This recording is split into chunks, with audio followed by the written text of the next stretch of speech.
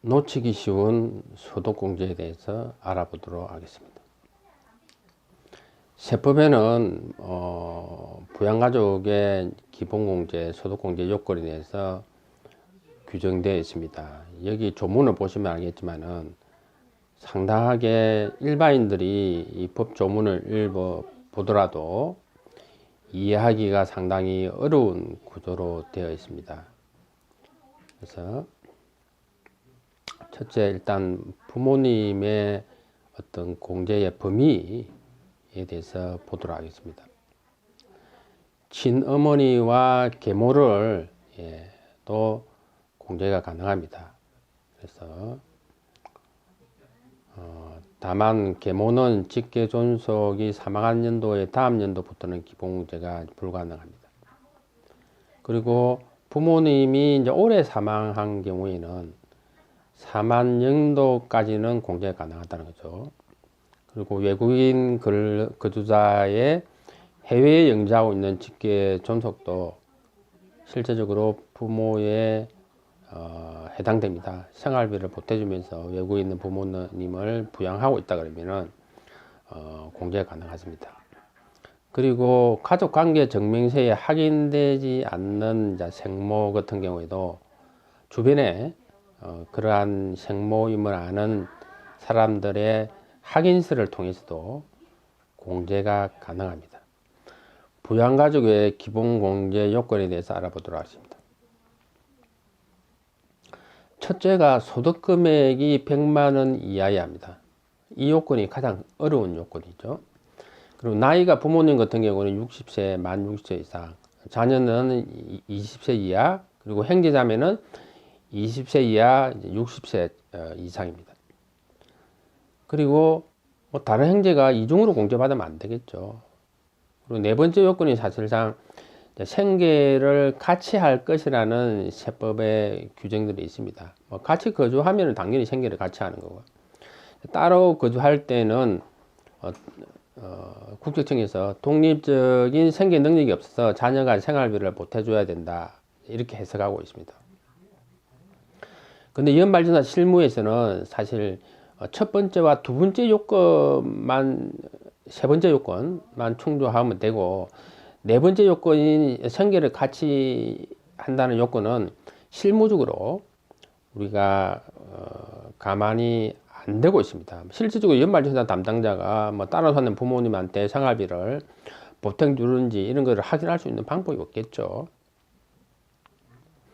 그리고 세법상자 장애인에 해당되면은 나이에 관계없이 기본공제가 됩니다.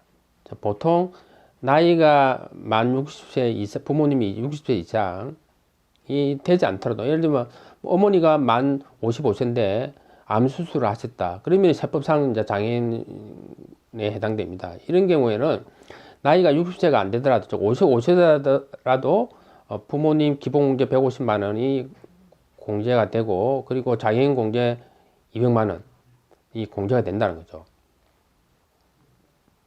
세법상 장애인에 해당되면은 나이에 관계없이 기본공제가 가능합니다.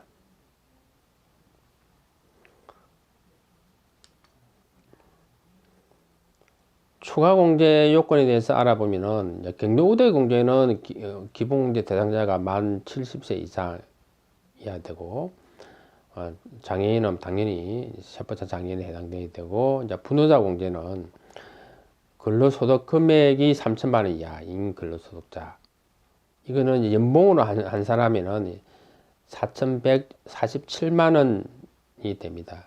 여기에 이하인 경우에는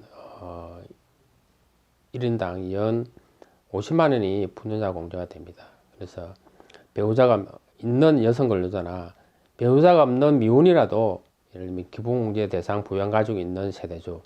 그래서 시골에 따로 사는 어머니가 만 55세라도 암 수술을 받았다 그러면은 기본공제가 대상이 된다 그랬죠. 이런 경우에는 분유자 공제가 50만 원 추가로 됩니다. 또 한부모 공제도 있습니다. 그리고 이제 의료비 세액공제, 기부금 세액공제, 보험료 세액공제, 또 신용카드 소득공제가 요건이 굉장히 좀 다릅니다. 그래서 한번 보시면은 이 표에 잘 정리가 되어 있습니다. 세법이 이제 여러 번 개정이 되어 있기 때문에 현재 세법대로 이 표를 만드는 겁니다. 그래서 의료비 세액공제는 나이와 소득 금액에 관계없이 가장 공제 요건이 완화된 기준입니다. 신용카드 공제는 나이에 관계없지만 소득 금액이 100만 원 이하여야 공제가 되고, 기부금도 마찬가지입니다. 나이에 관계없으나 소득 금액이 100만 원 이하여야 공제되고, 근데 보험료 공제는, 부장선 보험료 공제는 요건이 가장 까다롭습니다. 만 60세 나이 요건에도 해당되어야 되고, 부모님이 또는 소득 금액이 100만 원 이하야만이 공제가 되는 거죠. 그래서 지금 신용카드 공제나 기부금 공제, 의료비 공제는 나이에 관계없이 공제가 된다 그랬죠. 그래서 나이가 만 60세 미만인 소득이 없는 부모님, 그리고 20세를 초과하는 자녀는 기부금 공제가 안 되죠. 20세 초과하는 자녀의 의료비, 신용카드, 기부금 공제가 가능합니다. 그리고 부모님은 교육비 공제는 안 됩니다. 그리고 형제자매는 또 신용카드 공제는 안 되고요. 그리고 우리가 의료비든 우리가 의료비 세액 공제 같은 경우는 지출자가 공제받아야 된다. 그리고 기부 공제 받는 사람이 부모님을 예를 들면 남편이 공제를 받았다 그러면은 부모님이 해당되는 의료비, 기부금, 보험료, 카드 공제를 기부 공제 받는 사람이 공제를 받아야 된다는 거죠. 기부 공제 받는 사람이 의료비나 기부금 그 사람에 대한 우리가 세액 공제도 같이 받아야 됩니다. 단 부부 의료비만 한쪽으로 몰아서 공제가 가능하다는 거죠. 그런데 부모님이나 자녀, 형제 자매는 기부공제 받는 사람이 의료비나 기부금 공제도 같이 받아야 된다 겁니다. 이것은 뭐 일단 표로 우리가 정리해 놓았기 때문에 소득 금액이나 나이에 따라서 어떻게 공제 요건이 되는지에 대해서 한번 보시면 되겠습니다. 그리고 형제 자매와 관련되는 공제는 조금 다른 요건하고 차이가 있습니다. 그래서 형제 우리 자매 같은 경우는 나이가 만 60세 이하 또는 60세 이상이어야 되고 소득 금액이 100만 원 이하여야 된다 그랬죠. 그런데 장애인, 형제 자매가 장애인이라면 나이 요건에 관계없이 기부공제가 되고, 그리고 주민등록에 같이 살아야 됩니다.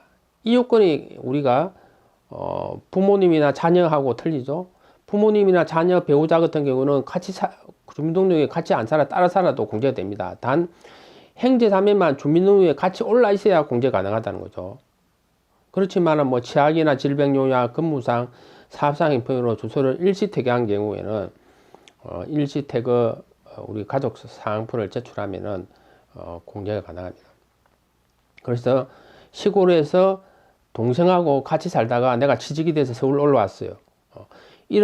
올라왔는데 동생의 대학 등록금을 내가 대주고 있다 그러면은 일시태거자 동거 가족 사항표를 회사에 제출하면서 공제 신청을 하면 된다는 겁니다. 굉장히 중요한 내용이죠. 자, 그러면 요건에서 우리가 소득 금액이 100만 원이 초과되면 공제 안 된다고 계속 하고 있죠. 여기에서 소득 금액 100만 원이 뭔지에 대해서 우리가 공부해 보도록 하겠습니다. 매년 연말정산 때 2만 명 이상이 부당공제로 적발되는데 대부분이 이 소득 금액이 100만 원이 초과하는데 공제받은 경우입니다. 그래서 소득 금액 100만 원의 개념이 매우 어려운 개념이라는 거죠.